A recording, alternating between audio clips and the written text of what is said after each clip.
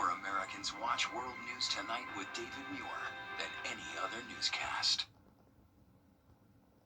Right now on News Channel 6 at 7, 3 people dead after a prison riot in Washington County.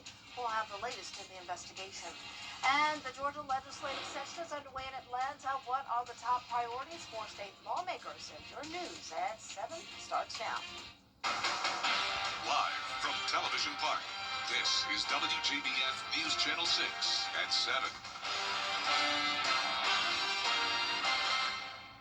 Good evening, everyone. I'm Dee Griffin. Thanks so much for joining us. Coverage you can count on begins in Washington County, where we're learning more details about a deadly prison riot over the time now for a first look at our forecast. And here is meteorologist Avery Gray. And it was a cooler but sunny day. That's right, Dee. We had a temperature of 9 degrees below average there at 50 degrees. Our overnight low was 25. Thankfully, not as cold as it was in 1886 when it was 6 degrees outside. Our Terry Lambert Hyundai Sky Cam showing a pretty calm view outside of Thompson, Georgia, where winds are on that calmer side. Only coming in at around a 4-mile-per-hour wind gust there in Augusta, seeing 2-mile-per-hour wind gust in Corman County. Sustained winds at 0 miles per hour across the viewing area. Our temperature is right now 38 degrees already at 7 o'clock tonight, and we're also seeing those low 40s across the CSRA as well. But overall, those upper 30s to low 40s across the board as we're looking ahead. A much sunnier and warmer day on Tuesday, but a big cool down coming Thursday. I'll have more information about that and a future cast coming up soon. Back to you, Dee. All right, thanks so much. We'll see you then. The Augusta Canal is in the process of being drained. This is how that waterway looked this morning. We'll have a video. There you go. As you can see, the process isn't over yet. It is expected to take several weeks. When the water is out, routine cleaning and maintenance of the pumping station can be performed. Augusta leaders to hear whether it's time to pass on some city parks. Consultants who have studied the use of city parks are scheduled to address a commission committee on Tuesday. Using pictures from cameras, the consultants identified about 20 parks they say are underutilized. Commissioners will look at deciding the path forward, either to continue maintaining the underused parks or find other uses for them. They aren't being used, and it is way past time that the city do something. Sell it. Let people invest in this city. If they want to buy them, let's let them buy them. They're not being used otherwise. We're just spending money, wasting money, taking care of something that's not being used. Commissioner Rice says she has been approached by an individual wanting to take over Barrett Park off Wheeler Road, but they would keep it as a park. The Georgia Department of Public Health has confirmed a measles case in the Peach State. Officials say that a baby, which is too young to receive a measles vaccination, acquired the virus while traveling internationally. The child lives in the Coastal Health District, which is near Savannah. This is the first reported measles case in Georgia in 2026. Georgia lawmakers have wrapped up day one of the session under the goal of guns and social media. One Nevada parent is raising alarm on a social media app and recent shop ads. We'll have the new details when we return. Hi there, I'm Carol Blackman with Cast 3, Cast 4. Some parents in Las Vegas are concerned over how easy it is for kids to buy guns on social media. This, as a federal report shows, guns are now sold on TikTok. Now a dad has made it his mission to take down those accounts. Here's a look. David Gomez has school-aged children and he mentors others. What he saw on TikTok led him to speak with us. As I was looking at it, I said, wait a minute, this is a one-shot weapon. This is the one-shot weapon he's talking about. A post on TikTok took him to a website where several different colors of this wallet-sized gun were up for sale. When you see yellow and orange on a gun, obviously you think, oh, it's a toy, but this is not a toy. These are ghost guns, which don't have a serial number and are considered untraceable. What I was concerned about was that children could have access to this because it doesn't ask how old you are. It just says put in your credit card information and we'll send you one anywhere across the globe. Where is it that says I have to ship it to a federal firearm dealer? About 2 years ago, the Bureau of Alcohol, Tobacco, Firearms, and Explosives issued a report stating guns were being trafficked through TikTok, Facebook, and the dating app Tinder. TikTok's own policy states it doesn't allow the sale of firearms, ammunition, and weapons, or even instructions on how to make them. But yet, these accounts are still on their platform. Imagine bringing this card-looking like weapon to a school to show their friends. The Clark County School District bans students from bringing firearms, and if they're caught with a gun, they're automatically expelled. It's kind of scary, Josh. I mean, to think that we have so many different protocols in place with purchasing weapons, and all of a sudden, TikTok's like, hey, we'll give you one. We'll give you one for $25. TikTok says it may take actions against sellers or creators who breach their policies. Joshua Piguero. Well,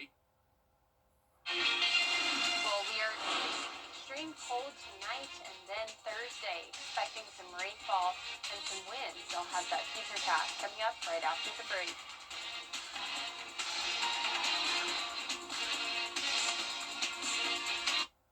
A car wreck can happen in a snap, but Now,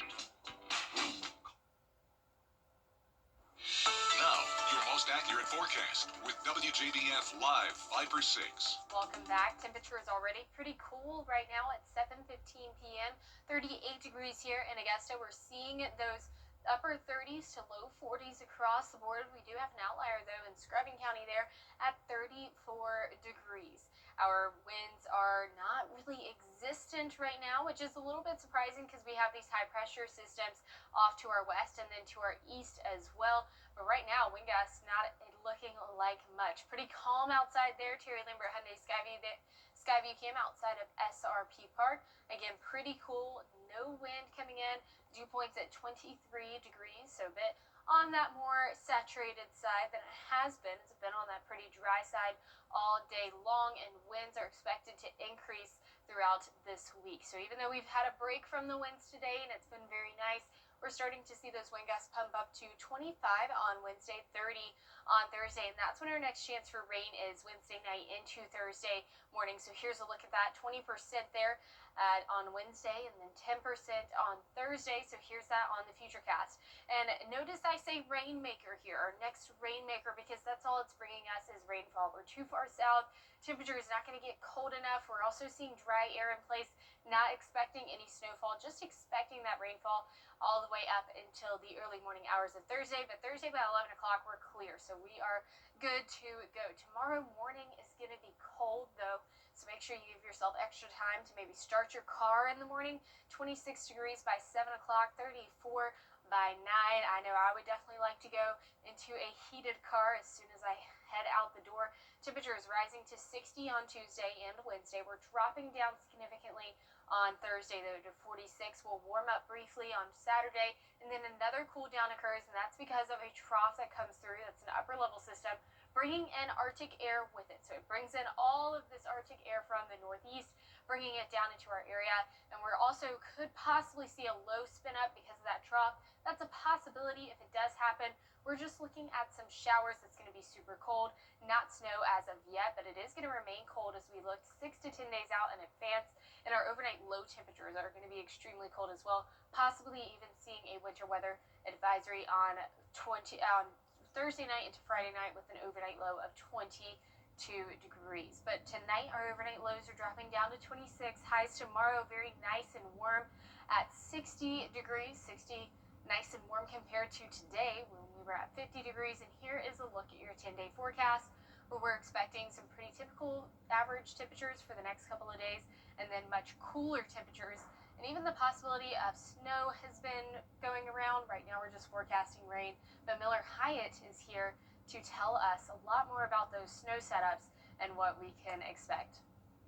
Here in the CSRA, winter weather is hard to come by, and that's all thanks to geography. We are located close to two warm bodies of water, the Gulf and Atlantic, and many times our setup is a cold front with the cold air chasing the moisture. So by the time the cold air gets here, it is already dry and the moisture is already passed. Now we can get winter weather, such as when we have a wedge set up. We have a cold, dry air pushing in as high pressure settles into the northeast, and that is overridden by this warm, moist air, and many times we see our ice storms and our winter weather events here from the wedge setup. And then, of course, comes in the classic Gulf low. Now, this is what you want to have if you want to have a lot of snow. The cold air already in place, and then that's followed by the moisture. I'll have more details on our common winter setups on my blog, Beyond the Forecast. You can find that under the weather tab on WJBF.com. The city of Augusta has activated several warming shelters in response to those cold temperatures overnight. The Augusta Rescue Mission and Salvation Army Center of Hope will be open with check-in times varying for both. And the May Park Community Center is now open with check-in times ending at 9 p.m. People seeking overnight shelter must get a shelter clearance. Well, coming up, South Carolina's Attorney General releasing 2025's data report on human trafficking. We'll have those details up next. If you have a crack like this, a groundwork's coming. Time with your family is sacred. I cherish the moments I spend with my wife and son every day. As a lawyer, I know how an injury can change all of that in an instant. It impacts your health, your work, your loved ones, your whole life. I'm Austin Jackson, the Augusta guy. After your accident, I'm here to help you recover and get what you deserve for your injuries so you can get back to the moments that really matter. After an accident, call Austin Jackson, the Augusta guy. 706-724-7224. Let's go! No one brings you close. A Zoom showdown. Who was the winner? We'll have that answer after the break. Dad, what's going on? New year, new look. For a home you'll love. At Queen City Home Store, we have everything you need for every room in your home. New appliances for better cooking. New furniture that fits your style. New electronics for entertaining.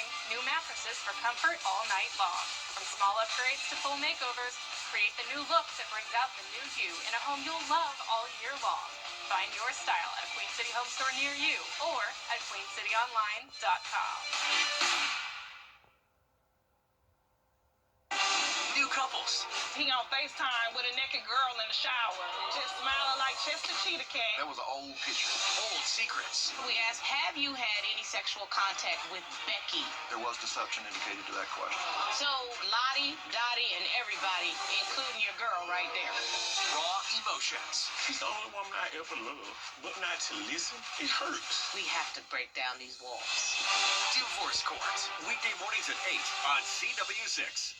Join News Channel 6 as we present The Giving Gown, devoted to making sure that all young women feel beautiful on prom night. Donate your gently worn prom dresses, shoes, and accessories at Television Park in Augusta.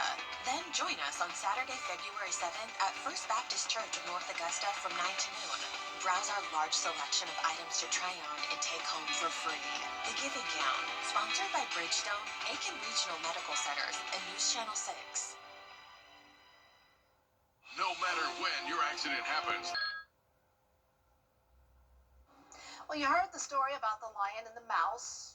Well, have you heard about the deer and the rhino? It was a showdown between a barking deer and an Indian rhino. Look, a rhino at the zoo in Poland.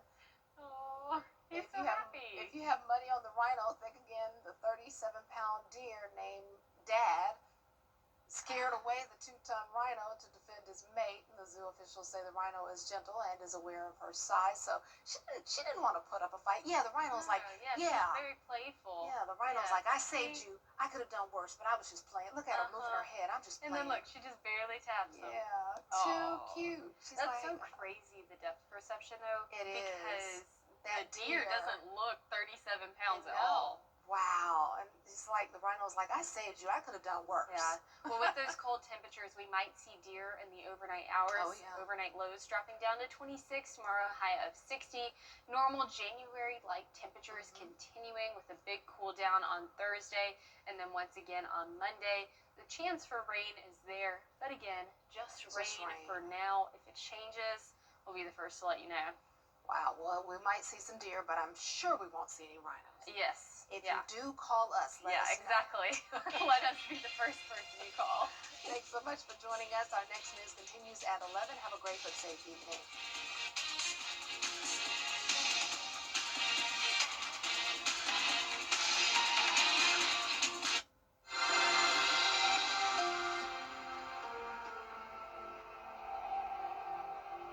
In celebration of March